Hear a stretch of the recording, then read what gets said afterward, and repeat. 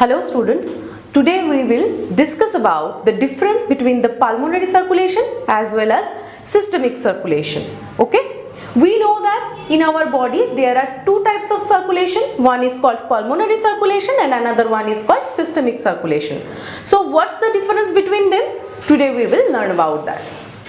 Okay, so this is a very simplified diagram of our lungs, our heart and our tissue. Okay, now we know that our heart pumps the blood throughout our body. That means it also pumps the blood to the lungs. All the deoxygenated blood from our body go to the lungs and there they get oxygenated and then again visit the heart, and from the heart they are again pumped to all of our tissues found in our body. Okay, so based on that, the circulation which is happening between the lungs and the heart is called pulmonary circulation,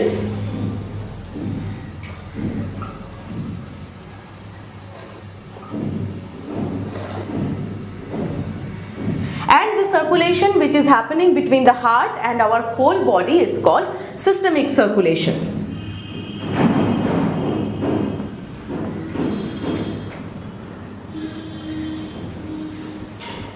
Then what are these things? These are actually blood vessels. So the blood vessel which is responsible for bringing all the oxygenated blood from the lungs to our left auricle is called the pulmonary vein. Okay.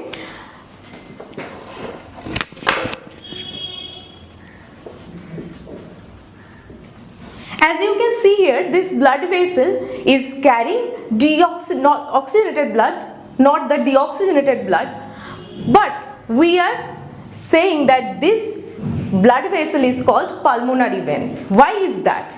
Because veins are those blood vessels which are responsible for bringing blood from all the body parts to our heart.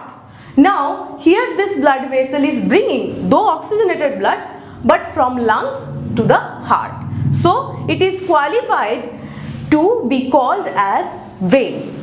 Now pulmonary vein is the vein which is carrying all the oxygenated blood. We are shading the blood vessels who are carrying oxygenated blood to distinguish from the blood vessels who are carrying deoxygenated blood.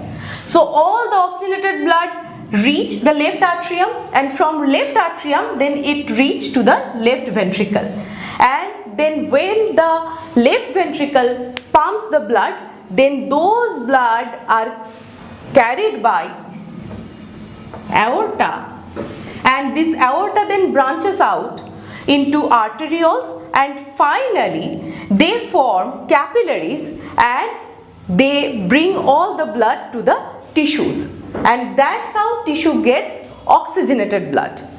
And after the exchange of oxygen and carbon dioxide in the tissues, then the blood gets deoxygenated, and that deoxygenated blood is again goes back to the heart, where in the right atrium, and from the right atrium it visits to the right ventricle, and right ventricle pumps that deoxygenated blood to the lungs so that it can get oxygenated and can be supplied to the whole body again.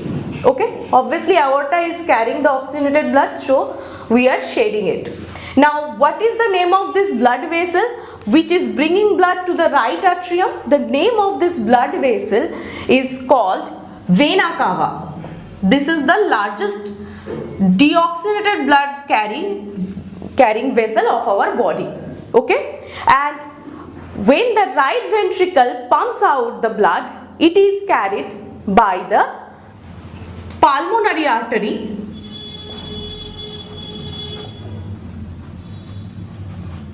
to our lungs. So as you can see that half of the blood, that means left atrium and left ventricle, with the help of pulmonary vein and aorta, is responsible for carrying all the oxygenated blood, and the other half of the blood with the help of right atrium and right ventricle as well as Vena cava and pulmonary artery are responsible for carrying all the deoxygenated blood, and as they are two different circulation happening in our body, that's why it is called pulmonary circulation and it is called systemic circulation. Okay.